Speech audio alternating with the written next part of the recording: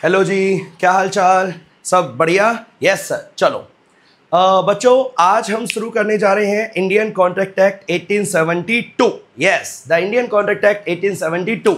इसके अंदर बेटा ये रिवीजन हर उन बच्चों के लिए काम की है जिनके सिलेबस में इंडियन कॉन्ट्रैक्ट एक्ट है, क्योंकि बेसिक्स है, लॉ है, हर जगह क्या रहेगा? सेम। तो CA में अगर इन सारी जगह है तो यहाँ भी काम आएगा, नो डाउट। बीकॉम लेवल पे भी ये सब कुछ काम का रहेगा। हम शुरू करेंगे आज रिवीजन करने के लिए। बोलो फटाफट कौन सा चैप्टर? हम शुरू करेंगे इंडियन कॉन्ट्रैक्ट एक्ट 1872। सबसे पहले शुरुआत में ना बेटा लिखा हुआ है कि कहाँ कहाँ क्या क्या है इस कॉन्ट्रैक्ट एक्ट के अंदर। तो एजेंसी है, बेलमेंट है, इंडेमनिटी है, गारंटी है, ये सब हम धीरे धीरे रिवाइज करेंगे, लेकिन हमारे को अभी जड़ से रिवाइज करना है। और जब हम जड़ से रिवाइज करने जा रहे हैं तो सबसे पहले हमारे को क्या लिखा हुआ मिल रहा है? फटाफट बताओ क्या वर्ड लिखा हुआ है? कॉन्ट्रैक्ट। हम कॉन्ट्रैक्ट एक्ट में सबसे पहले कॉन्ट्रैक्ट वर्ड की डेफिनेशन पढ़ेंगे। तो जो नए हैं लॉ के लिए या जिनको ये बात नहीं पता उनके लिए आमतौर पे मेजॉरिटी ऑफ द कानूनों के अंदर जो डेफिनेशन होती हैं, जो क्या होती हैं डेफिनेशन, वो आमतौर पे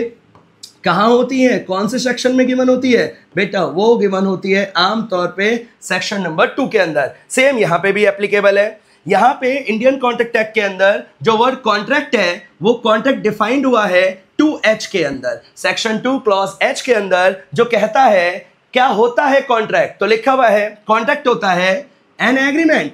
कॉन्ट्रैक्ट क्या होता है? एक एग्रीमेंट विच इज, जो कि क्या है? एनफोर्सेबल। किसके द्वारा एनफोर्सेबल है? लॉ के द्वारा। मतलब एक ऐसा एग्रीमेंट जहां पे पार्टियों ने आपस में एक दूसरे के ऊपर ऑब्लिगेशन डाली है, एक दूसरे को लॉ में बांधा है। तो हम बोलेंगे वो एग्रीमेंट अब एग्रीमेंट नहीं बचा, अब वो एग्रीमेंट क्या बन चुका है? कॉन्ट्रैक्ट। इट मींस हर वो agreement which is enforceable by law, जिसमें लॉ का तड़का लग चुका है, लॉ की इन्फोर्सिबिलिटी आ चुकी है, उस एग्रीमेंट को हम क्या नाम बोलेंगे? उस एग्रीमेंट को हम नाम बोल सकते हैं कॉन्ट्रैक्ट। मेरे ख्याल से बच्चों ये वाली बात क्लियर होगी। हाँ, नीचे एग्जांपल दिया हुआ है, आप आराम से पढ़ना।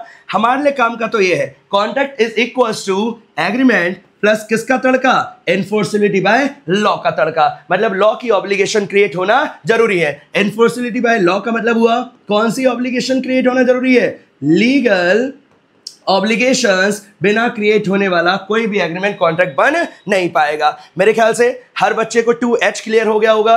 2H मेरे को फटाफट बता दो। 2H क्या था बच्चों? 2H था हमारा कॉन्ट्रैक्ट का सेक्शन। किसका सेक्शन था? कॉन्ट्रैक्ट का। 2H के अंदर हमने पढ़ा an agreement enforceable by law. अब हम पढ़ेंगे 2E, और 2E के अंदर एग्रीमेंट वर्ड जो 2H में आया था वो अब हम 2E के अंदर डिफाइन करेंगे। तो 2E किसको लेकर डेडिकेटेड है? एग्रीमेंट। अगर कोई आपसे पूछे एग्रीमेंट का सेक्शन क्या है तो क्या फेंक कर मारोगे बेटा? आप फेंक कर मारना 2E, और इतनी तेज मारना कि उसको याद हो जाए। 2E किसका है? एग्रीमेंट। पढ़ना। Section 2E of the Indian contract act 1872 define करता है एग्रीमेंट को। ध्यान से बेटा, बहुत ज्यादा ध्यान से, अल्ट्रा लेवल के ध्यान से। लिखा हुआ है एवरी वादा, बोले तो promise, and every set of promises. मैंने आपसे एक वादा करा या अनेक वादे करे, चाहे एक वादा चाहे सेट ऑफ वादे। लिखा हुआ है every promise and every set of promises, जहां पार्टियां आपस में एक दूसरे के साथ क्या लेना और देना कर रही है? कंसिडरेशन। और बेटा कंसिडरेशन को डिफाइन करने के लिए सेक्शन कौन सा बना हुआ है? 2D। ये आप आगे जाकर पढ़ोगे। फिर से बोलता हूं, देखना, एक ऐसा एग्रीमेंट जो कि इन्फोर्सेबल बाय लॉ है वो कॉन्ट्रैक्ट बना। Now the point is agreement क्या होता है? तो बेटा एग्रीमेंट होता है every promise and every set of promises, जहां पार्टियां एक दूसरे से क्या लेना देना कर रही हैं? कंसीडरेशन। तो हम उसे बोलेंगे कि दोनों पार्टियों में क्या हो चुका है? एग्रीमेंट। इट मींस अगर एग्रीमेंट किसी को भी कहना है तो वहां एक पार्टी दूसरी पार्टी को क्या दे? ऑफर, और सामने वाली पार्टी उस ऑफर को क्या कर ले? एक्सेप्ट। जैसे ही वो एक्सेप्ट कर लेगी तो दोनों पार्टियां किस में बन जाएंगी? प्रॉमिस में। और प्रॉमिस के साथ क्या लगी होनी चाहिए? कंसिडरेशन। जैसे ही प्रॉमिस के साथ कंसिडरेशन का तड़का लगा तो हम उस चीज को नाम बोलने लगेंगे क्या? एग्रीमेंट। और जैसे ही एग्रीमेंट के साथ लॉ की इन्फोर्सिबिलिटी आई तो वो क्या बनने लगेगा? कॉन्ट्रैक्ट बनने लगेगा। मैडम जिन्होंने भी ये पढ़ रखा होगा, ये रिवीजन में उनको बहुत मजा आ रहा होगा, मुझे पक्का उम्मीद है उनको मजा आ रहा होगा, है ना? चलिए आगे बढ़ते हैं। आगे लिखा हुआ है, एग्जाम्पल हमारे काम का नहीं है, ऑल कॉन्ट्रैक्ट्स आर एग्रीमेंट। भाई क्या सारे कॉन्ट्रैक्ट एग्रीमेंट होंगे? हाँ। भाई मैं कॉन्ट्रैक्ट हूं तो कभी ना कभी किसी ना किसी दिन एग्रीमेंट रहा होगा, लेकिन क्या बेटा सारे एग्रीमेंट कॉन्ट्रैक्ट बनते होंगे? तो आंसर इज नहीं, सारे एग्रीमेंट कॉन्ट्रैक्ट नहीं बनते होंगे। सिर्फ वही एग्रीमेंट जो किसके द्वारा इन्फोर्सेबल है? लॉ के द्वारा, जिसमें लीगल इन्फोर्सिबिलिटी है, जो लॉ के द्वारा इन्फोर्सेबल है, सिर्फ वही किसका रूप ले पाएंगे? कॉन्ट्रैक्ट का। इट मींस क्या सारे एग्रीमेंट कॉन्ट्रैक्ट बन पाएंगे? ना। लेकिन क्या सारे कॉन्ट्रैक्ट एग्रीमेंट रहे होंगे? हाँ, यस, डन ना।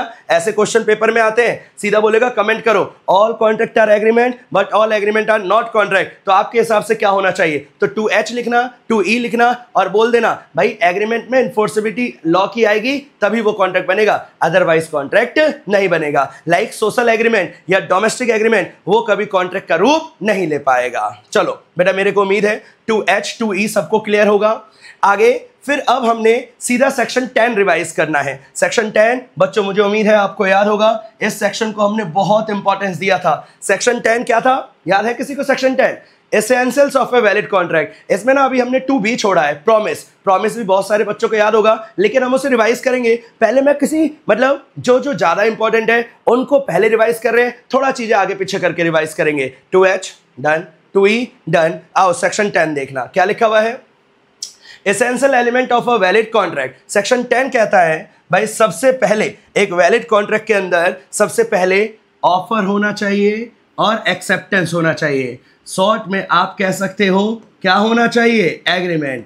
और जब भी आप कसम खा लो, जब भी आंसर लिखोगे, क्या सेक्शन और सबसेक्शंस याद हैं तो कोट करने चाहिए? यस बेटा, कोट कर देना। तो what is the first essential element? भाई ऑफर होना चाहिए, और वो ऑफर क्या होना चाहिए? एक्सेप्टेड। बेटा ऑफर का भी सेक्शन आप पढ़ोगे आगे जाकर, क्या पढ़ोगे? 2A। जब ऑफर और एक्सेप्टेंस साथ में आएगी तो वो क्या बन जाएगी? एग्रीमेंट। तो एग्रीमेंट होना चाहिए। यहां तक सब कुछ क्लियर है एसेंशियल एलिमेंट का। दूसरा भाई फ्री कंसेंट होनी चाहिए। Free consent, consensus ad idem, मतलब दोनों पार्टियों का मीटिंग ऑफ माइंड्स होना चाहिए, आइडेंटिटी ऑफ माइंड्स होना चाहिए। That is person must agree to the same thing in the same sense. मैंने आपको बोला मैं जो आपको बेचना चाहता हूं आप उसी चीज को खरीदना चाहते हो, तो बोला जाएगा दो पार्टियों का मीटिंग ऑफ माइंड्स हुआ है, कंसेंसस एड आइटम हुआ है। ठीक है, इट मींस फ्री कंसेंट होनी चाहिए, फ्री एंड जेन्युइन कंसेंट। अभी मैं ये जो वर्ड है ना बेटा consensus ad idem, it means ये कंसेंट की बात कर रहा है। इस वाले पॉइंट में, फोर्थ पॉइंट में अभी हम फ्री कंसेंट की बात पढ़ेंगे। उससे पहले दोनों पार्टियों की इंटेंशन होनी चाहिए कौन से रिलेशनशिप क्रिएट करने की? लीगल। तो लीगल रिलेशनशिप तो होना चाहिए, तो हमारे को बचपन से क्लियर है। अब देखना बेटा, कंसेंसस एट आइटम के साथ ही ये पॉइंट कनेक्ट होगा जिसका नाम है फ्री कंसेंट। फ्री कंसेंट का मतलब हुआ क्या मैंने आपसे आपकी जो कंसेंट ली, क्या आपको धमका कर लेनी चाहिए? नहीं। मतलब जब आपकी कंसेंट आई, आपने मुझे हाँ बोला, आपने मेरे साथ एग्री करा, तो वहां पे कोई जोर जबरदस्ती नहीं होनी चाहिए। बोलो भाई क्लियर है? कंसेंट होनी चाहिए। ये रहा, ये वाला point is dedicated to what? This point is dedicated to consent. लेकिन वो कंसेंट कैसी होनी चाहिए? फ्री। और कंसेंट फ्री जब होती है जब कोर्जन ना हो।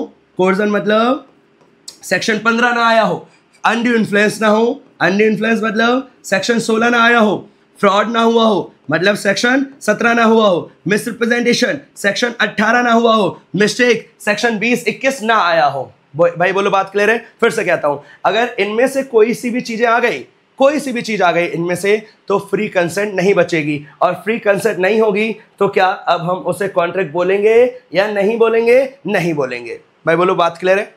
पक्की बात है? हाँ। ये क्या चल रहा है बेटा? इंडियन कॉन्ट्रैक्ट एक्ट की रिवीजन चल रही है। जिन्होंने ये पढ़ रखा है उन्हें पक्का मजा आ रहा होगा। फिर से शुरू करते हैं। सबसे पहले 2H पढ़ा, 2E पढ़ा, 2B हमने पढ़ा नहीं, लेकिन हमारे को पता है वो प्रॉमिस होता है। याद करो 2B क्या होता है? प्रॉमिस। ठीक है, फिर उसके बाद हमने सेक्शन 10 एसेंशियल एलिमेंट्स को रिवाइज करना शुरू कर दिया। आई होप यहां तक सारी बातें क्लियर होंगी। आगे क्या लिखा हुआ है देखना बेटा। आगे लिखा हुआ है एसेंशियल एलिमेंट के अंदर भाई पार्टियां जो भी कॉन्ट्रैक्ट कर रही हैं, जो भी पार्टियां कॉन्ट्रैक्ट में इन्वॉल्व हो रही है, एक बंदा जो ऑफर दे रहा है, ऑफरर, जैसे ऑफर मिल रहा है ऑफरी, ऑफरर ने ऑफरी को ऑफर दिया, तो वो दोनों पार्टियां कॉम्पिटेंट होनी चाहिए। कॉम्पिटेंट का मतलब क्या हुआ बेटा? कॉम्पिटेंट का मतलब हुआ वो दोनों पार्टी योग्य होनी चाहिए, काबिल होनी चाहिए, योग्य होनी चाहिए। उनकी योग्यता देखनी है। योग्यता मतलब कोई डिग्री विग्री होनी चाहिए? नहीं बेटा, नहीं, ऐसा कुछ नहीं है। वो माइनर नहीं होना चाहिए, मतलब इंडियन मेजोरिटी एक्ट के हिसाब से वो क्या हो चुका हो, मेजर। दूसरा, वो पगले दिमाग का नहीं होना चाहिए, अनसाउंड माइंड या ल्यूनेटिक माइंड का नहीं होना चाहिए। इसके अलावा वो किसी लॉ के द्वारा डिस्क्वालिफाइड नहीं होना चाहिए, लाइक वो इंसॉल्वेंट नहीं होना चाहिए, वो कन्विक्ट नहीं होना चाहिए। इस तरीके के और भी बहुत सारे पॉइंट हैं, यूनिट 3 के अंदर पढ़ोगे कि वो क्या क्या नहीं होना चाहिए। अगर आप इनमें से कोई एक हो तो भाई आप कॉम्पिटेंट हो या इनकॉम्पिटेंट हो, आप कॉन्ट्रैक्ट में एंटर नहीं कर सकते। बोलो भाई, यहां तक की बातें क्लियर है? यस सर, ओके बेटा। आगे देखना, ये वाली बातें बेटा बता बेटा कहां पे लिखी हुई है? ये सब बातें लिखी है सेक्शन 11 के अंदर। सेक्शन 10 चल रहा है एसेंशियल रिक्वायरमेंट, जो किसको रेफर कर रहा है? सेक्शन 11 को, कि भैया पार्टियां शुड बी केपेबल। अगर पार्टियां केपेबल या कॉम्पिटेंट नहीं है then there will be no contract. बोलो भाई डन, यहां तक की सारी बातें क्लियर है? हाँ, आगे देखते हैं। आगे देखेंगे बेटा, जो ऑब्जेक्ट और कंसिडरेशन है, जो हमारे कॉन्ट्रैक्ट का मकसद है और जो कंसिडरेशन है बेटा, जाहिर सी बात है वो क्या होना चाहिए? लॉफुल। अगर अनलॉफुल है फिर वो वैलिड कॉन्ट्रैक्ट नहीं है। ये तो एकदम साधारण सा पॉइंट था। और लास्ट में बेटा हमारे को याद है आप सबको? मुझे तो याद है, कंसिडरेशन को हम क्विड प्रो क्यो कहते थे। क्विड प्रो क्यो का मतलब क्या होता है? Something in return. और ये जो समथिंग इन रिटर्न मिल रहा है ये क्या होना चाहिए? लॉफुल। अगर वो लॉफुल नहीं है फिर वहां पे कोई कॉन्ट्रैक्ट होने वाला नहीं है। बोलो बेटा, सारी बातें क्लियर है? हम कौन सा सेक्शन रिवाइज कर रहे हैं फिर से मेरे को बता दो? हम सेक्शन 10 रिवाइज कर रहे हैं, essential element of a valid contract. हमने 2H देख लिया, 2E देख लिया, ये हमने कुछ सेक्शन 10 के एसेंशियल एलिमेंट देख लिए। आगे बढ़ते हैं। अगला, भाई क्या हम ऐसी चीजों का कॉन्ट्रैक्ट कर सकते हैं जो इम्पॉसिबल हो? ना। पॉइंट इज, हमारे को ऐसा कॉन्ट्रैक्ट करना है जो पॉसिबिलिटी हो, जिसकी क्या करने के लायक? परफॉर्मेंस। अगर परफॉर्मेंस पॉसिबल नहीं है फिर वैलिड कॉन्ट्रैक्ट बनने वाला नहीं है। जैसे कि where A agrees to discover treasure by magic, जहां एक पार्टी ने क्या क्रिएट करने का वादा करा? ट्रेजर। तो बोलो बेटा, कोई है आज तक धरती पर जिसने खजाना जादू से प्रकट किया हो? ऐसा पॉसिबल नहीं है। ऐसा कॉन्ट्रैक्ट, मैंने आपको बोला मैं आपके लिए चांद और तारे दोनों तोड़ कर लाऊंगा, बोलो क्या पॉसिबल है? ना, पॉसिबल नहीं है, तो कॉन्ट्रैक्ट भी होने वाला नहीं है। ठीक है, आगे लिखा हुआ है भाई, not expressly declare to be void. वो एग्रीमेंट एक्सप्रेसली वॉइड डिक्लेयर नहीं होना चाहिए। जैसे ये आप पढ़ोगे बेटा आगे यूनिट 4 यूनिट 5 के अंदर आएगा। लाइक फॉर एग्जाम्पल मैं बोलता हूं, किसी को याद आ जाए, agreement in restraint of trade, या फिर agreement in restraint of marriage, या फिर agreement in restraint of legal proceedings, ये सब बेटा इंडियन कॉन्ट्रैक्ट एक्ट ने लिख कर बोला है वॉइड है। तो ये सब होने चाहिए या नहीं होने चाहिए? ना। जो लिख कर मना करा है उसके अलावा बाकी काम कर लेना, वो एग्रीमेंट जिसे एक्सप्रेसली डिक्लेयर किया गया है वॉइड, वो नहीं होना चाहिए। अगर उनमें से कुछ करा फिर वो वैलिड कॉन्ट्रैक्ट नहीं है। इसके अलावा 2 पार्टियां होनी चाहिए, खुद के साथ कॉन्ट्रैक्ट नहीं कर सकते। ये सब बहुत ही बेसिक था, मेरे ख्याल से ये वाली बातें सबको ऑलरेडी पहले से क्लियर होंगी। देखना आगे, अगला पॉइंट फर्स्ट मतलब 9th क्या लिखा हुआ है, ध्यान से देखना बेटा। लिखा है हमने necessity certainty of the meaning. Certainty of the meaning मतलब मैं आपको ऑयल बेचूंगा। भाई क्या बेचूंगा मैं आपको? ऑयल। जरा मेरे को बता सकते हो कौन सा ऑयल बेचूंगा? मैंने बताया आपको ना। इट मीन्स जो भी कॉन्ट्रैक्ट किया जा रहा है वहां पे मीनिंग क्या होनी चाहिए? सर्टेन। जैसे मैंने अगर आपको बोला मैं आपको ऑयल बेचूंगा तो पता होना चाहिए कौन सा ऑयल, मिट्टी तेल या फिर इंजन ऑयल या फिर पेट्रोल या फिर डीजल या फिर सरसों का तेल, क्या चीज? ये चीज सर्टेन होनी चाहिए। और इसके अलावा भाई किसी किसी केस में कुछ कुछ क्या फॉलो करनी पड़ती है? Legal formalities. लाइक अगर हम कुछ इमूवेबल प्रॉपर्टी खरीद रहे बेच रहे हैं तो बेटा वहां पे क्या कंपलसरी होती है? रजिस्ट्री कंपलसरी होती है। या फिर बेटा किसी को याद होना चाहिए, पहले पेन बदलते हैं, या फिर बेटा किसी को याद होगा अगर हम गाड़ी को खरीद रहे बेच रहे हैं, गाड़ी बोले तो व्हीकल, तो उस केस में आरसी कंपलसरी होती है। आरसी का मतलब क्या होता है? Registration certificate. तो ये कुछ फॉर्मेलिटीज हैं जिसका पालन होना चाहिए। सेल डीड का मतलब हमारे नॉलेज के लिए हम इसे क्या लिख सकते हैं? रजिस्ट्री। रजिस्ट्री का होना जरूरी है कौन सी प्रॉपर्टी के लिए? इमूवेबल। तो बेटा ये रिवीजन थी, तो रिवीजन के तौर पे ही छोटे छोटे पॉइंट बनाकर लिखे हुए हैं, इससे आपको फटाफट सारी बातें याद आ गई होंगी। बोलो यहां तक की सारी बातें क्लियर है? हमने 2H पढ़ा है, 2E पढ़ा है और सेक्शन 10 के एसेंशियल एलिमेंट पढ़े हैं। यहां तक की सारी बातें डन? यस सर, सारी बातें डन। आगे क्या लिखा हुआ है देखना बच्चों, ये याद आ गया होगा सबको। टाइप्स ऑफ कॉन्ट्रैक्ट, कितने तरीके के कॉन्ट्रैक्ट होते थे वो हमारे को शुरू करना है। टॉपिक का नाम लिखा है टाइप्स ऑफ कॉन्ट्रैक्ट, उसके अंदर लिखा हुआ है ध्यान से, on the basis of validity, valid void, voidable, illegal, unenforceable. On the basis of formation, पता है हम सबको, एक्सप्रेस, इम्प्लाइड, क्वेशी और ई कॉमर्स कॉन्ट्रैक्ट या ई कॉन्ट्रैक्ट, और परफॉर्मेंस के बेसिस पे एग्जीक्यूटेड और एग्जीक्यूटरी भी दो तरीके के थे, यूनिलेटरल और bilateral. The first one is unilateral and the second one is bilateral. क्या ये सारी चीजें हमारे सिलेबस में है? यस, ये सारी चीजें हमारे सिलेबस में है. बताओ बेटा, सब कुछ क्लियर है यहाँ तक? आई होप यहाँ तक सारी बातें क्लियर होंगी. आओ फटाफट आगे बढ़ते हैं. 2H खत्म हुआ, 2E खत्म हुआ, सेक्शन 10 के एसेंशियल एलिमेंट खत्म हुए. अब हम क्या पढ़ने जा रहे हैं? Types of contract. सबसे पहले हम क्या पढ़ेंगे बच्चों? सबसे पहले हम देखेंगे on the basis of validity. I hope बच्चों ये रिवाइज करने में आपको मजा आ रहा होगा. मजा इन द सेंस आपको सारी चीज़ें फिर से आपके सामने आ गई होंगी. जब हम लाइन टू लाइन क्लासों में पढ़ रहे थे वो सब अब आपकी आंखों के सामने फिर से प्रकट हो गया होगा, मुझे उम्मीद है. इन सारी जितनी भी बातें मैं बोल रहा हूँ उसकी वजह से. अगर है तो प्लीज़ अपने दोस्तों के साथ सब्सक्राइब जरूर कर देना. आओ चलो फिर से पढ़ते हैं. क्या लिखा हुआ है देखना.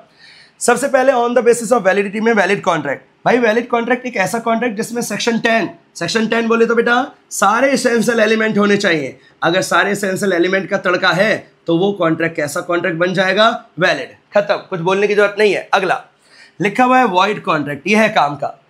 वॉइड कॉन्ट्रैक्ट ऐसे कॉन्ट्रैक्ट होते हैं विच आर नॉट इन्फोर्सेबल, जो अब इन्फोर्सिबिलिटी खो चुके हैं. which ceases to be enforceable, जिसमें अब इन्फोर्सिबिलिटी का दम नहीं बचा. लाइक मैंने आपको बोला मैं आपको गाड़ी बेचूंगा, मेरी डेथ हो गई. या मैंने आपको बोला मैं आपको गाड़ी बेचूंगा, गाड़ी की डेथ हो गई, गाड़ी का एक्सीडेंट हो गया. तो अब क्या परफॉर्मेंस कर पाना पॉसिबल है? ना. तो वो कॉन्ट्रैक्ट बन जाएगा वॉइड कॉन्ट्रैक्ट. कौन सा कॉन्ट्रैक्ट? Void contract. देखना बेटा ध्यान से. It is the one which was a valid contract. भाई था तो valid, okay. When it was made, जब हुआ था, मैंने आपको गाड़ी बेचने का कॉन्ट्रैक्ट करा था, जब तो वैलिड था. लेकिन सब्सिक्वेंटली बाद में जाकर कुछ ऐसा हुआ जिससे अब वो वॉइड हो गया ड्यू टू सर्कमस्टांसेस लाइक मैं मर गया, डेथ हो गई, या वो सब्जेक्ट मैटर डिस्ट्रॉय हो गया. मतलब लॉ की इन्फोर्सिबिलिटी बची या इन्फोर्सिबिलिटी सीज हो गई. बेटा ये वर्ड जरूर लिखना पेपर के अंदर. इन्फोर्सिबिलिटी क्या हो चुकी है? सीज. अब वो एग्रीमेंट लॉ के द्वारा इन्फोर्सेबल नहीं बचा. लॉ के द्वारा इन्फोर्सेबल नहीं बचा तो वो कैसा एग्रीमेंट कैसा कॉन्ट्रैक्ट बन जाएगा? वॉइड. बोलो भाई डन. यही चीजें नीचे लिखी हुई हैं बच्चे. डन है. On the basis of validity में पहला कॉन्ट्रैक्ट कौन सा हुआ हमारा? वैलिड. सेक्शन 10 की सारी बातें होनी चाहिए. फिर दूसरा कौन सा पड़ा? वॉइड. एक ऐसा agreement which ceases to be enforceable by law will become unenforceable, और एक बार अनइन्फोर्सेबल बना तो वो contract will become void contract. ये हमने पढ़ा. अब नेक्स्ट पॉइंट भाई ध्यान से. वॉइडेबल. बेटा वॉइडेबल कॉन्ट्रैक्ट एक ऐसा कॉन्ट्रैक्ट होता है जो सब कुछ ठीक था, लेकिन पता है क्या हुआ? था तो ठीक, मैंने आपकी कंसेंट तो ली, लेकिन कान के नीचे, कान के ऊपर या कहीं भी बंदूक रख के आपसे कंसेंट ली थी, डरा धमका कर कंसेंट ली है. मतलब आपकी कंसेंट फ्री है क्या? ना, फ्री कंसेंट नहीं है. तो कॉन्ट्रैक्ट वॉइड एबल होगा. Void plus able, voidable. अब आपकी श्रद्धा है, आप कॉन्ट्रैक्ट को वैलिड भी कर सकते हो और वॉइड भी. तो वॉइडेबल कॉन्ट्रैक्ट एक ऐसा कॉन्ट्रैक्ट होता है जो एक पार्टी के ऑप्शन पे वैलिड है लेकिन दूसरी पार्टी के ऑप्शन पे वैलिड नहीं है. आप चाहो तो कॉन्ट्रैक्ट को वैलिड करवा सकते हो, आप चाहे तो कॉन्ट्रैक्ट को वॉइड करवा सकते हो. मैं नहीं करवा सकता. मैंने तो डराया था ना आपको. मेरे ऑप्शन पे वॉइडेबल नहीं है, आपके ऑप्शन पे वॉइडेबल है. ध्यान रखना. आओ देखना फटाफट ध्यान से बेटा. लिखा हुआ है voidable contract. N agreement which is enforceable by law at the option of one और मोर पार्टी. एक से ज्यादा पार्टियों के ऑप्शन पे इन्फोर्सेबल है, but not at the option of other और अदर्स. बताओ किसके ऑप्शन पे इन्फोर्सेबल नहीं होगा? जो धमका रहा है. जो धमका रहा है उसके ऑप्शन पे वॉइडेबल होगा या नहीं होगा? नहीं होगा. और जो धमक रहा है मतलब जिसे धमकाया जा रहा है, उसके ऑप्शन पे क्या होगा? वॉइडेबल. तो पहली वाली पार्टी जिसको धमकाया जा रहा है, जो धमका है, उसके ऑप्शन पे कॉन्ट्रैक्ट क्या हो जाएगा? वॉइडेबल. और जो धमका रहा है उसके ऑप्शन पे नहीं. तो ऐसे टाइप के कॉन्ट्रैक्ट को हम बोलते हैं कौन सा कॉन्ट्रैक्ट? वॉइडेबल. जब एक पार्टी के पास ऑप्शन है कि वो कॉन्ट्रैक्ट को वैलिड भी कर सकता है और वॉइड भी कर सकता है. आमतौर पे वॉइडेबल कॉन्ट्रैक्ट होता है 15, 16, 17, 18 की वजह से, fraud, coercion, misrepresentation, undue influence, इन सारी चीजों की वजह से. डन. बोलो बेटा क्लियर है यहाँ तक? On the basis of validity में यही 3 काम के थे. इसके अलावा तो बाकी बेकाम के हैं. Void versus voidable difference. क्या पेपर में आ सकता है डिफरेंस? भाई बहुत इंपॉर्टेंट डिफरेंस है. इसे जरूर आप बुक से पढ़कर जाना डिटेल में, लाइन टू लाइन, पेपर में आने के इसके बहुत ज़्यादा चांसेस हैं। On the basis of validity में वॉइड एग्रीमेंट हमने पढ़ लिया। N agreement which is enforceable by law, वो एग्रीमेंट जो लॉ के द्वारा क्या है, इन्फोर्सेबल। बेटा आप चाहे वॉइड एग्रीमेंट लिखो या वॉइड कॉन्ट्रैक्ट लिखो, दोनों का मतलब एक ही है। बस ये ध्यान रखना, एग्रीमेंट लिखा हुआ है मतलब अब इन्फोर्सिबिलिटी खो गई, कॉन्ट्रैक्ट लिखा हुआ है तो भी इन्फोर्सिबिलिटी खो गई, लेकिन बाद में जाकर खोई है। दोनों में कॉमन बात थी, इन्फोर्सिबिलिटी खो गई। ठीक है, एग्जाम्पल आपका होमवर्क है। फिर है लिखा हुआ बेटा illegal agreement. What is illegal agreement? कोई बताने की बात है? इलीगल, इलीगल मैंने आपको कॉन्ट्रैक्ट करा, मैं आपको ड्रग्स बेचूंगा, इलीगल, खत्म। An agreement which is prohibited by law और अगेंस्ट द पब्लिक पॉलिसी या policy of law is known as illegal agreement. वो चीजें जो लॉ के द्वारा प्रोहिबिटेड है वो सब कैसे एग्रीमेंट बनेंगे, इलीगल। आगे agreement discover to be void, बेटा ये सब वॉइड के ही टाइप्स है, इसे आप नहीं भी पढ़ोगे तो भी चलेगा। अगला पॉइंट पढ़ना, अनएनफोर्सेबल, एक ऐसा कॉन्ट्रैक्ट जहां पे सब कुछ ठीक था। अ कॉन्ट्रैक्ट लिखा हुआ है, a contract which is valid in all respect but because of some non fulfilment of technical formalities. किसी जब आपने बुक में पढ़ा होगा तो बेटा बुक में पढ़ा होगा टेक्निकल डिफेक्ट, सब कुछ ठीक था, सेक्शन 10 की सारी बातें थी, लेकिन कोई टेक्निकल डिफेक्ट रह गया। एग्जाम्पल में आपने बुक के अंदर पढ़ा था absence of writing, insurance contract को आप लिखना भूल गए, तो वो एक टेक्निकल डिफेक्ट था जिसकी वजह से कॉन्ट्रैक्ट क्या हो जाएगा, इनफोर्सेबल या अनइनफोर्सेबल, अनइनफोर्सेबल कॉन्ट्रैक्ट। और आप कह सकते हो यस ये भी एक तरीके का वॉइड ही हो जाएगा बाद में जाकर। अभी हमारे को वॉइड नहीं बोलना, अभी हमारे को उसे क्या नाम बोलना है, अनइनफोर्सेबल। बोलो बेटा डन है यहाँ तक? हमने टाइप्स ऑफ कॉन्ट्रैक्ट के अंदर unenforce types of on the basis of validity हमारा पूरा खत्म है। आई होप आपको यहाँ तक सारी बातें क्लियर होंगी। मैं आप सभी लोगों से रिक्वेस्ट करूँगा कि प्लीज़ इतना रिवाइज करो अच्छे से, धीरे धीरे करके मैं आपको ऐसे छोटे छोटे तरीके से आपको पूरा सिलेबस रिवाइज कराऊंगा। बस आप मेरा सपोर्ट करना और मैं आपका सपोर्ट करूँगा, हम सब अच्छे मार्क्स से पास हो जाएंगे। चलिए मिलेंगे नेक्स्ट लेक्चर में नई रिवीजन के साथ। जब तक के लिए प्लीज़ रिवाइज करते हुए चलना, बार बार बार बार बार बार, ये सब इसलिए ताकि आपके अच्छे मार्क्स आएँ। प्लीज़ इन सबको अच्छे से देखो, ठीक है? चलिए बाय बाय, टेक केयर।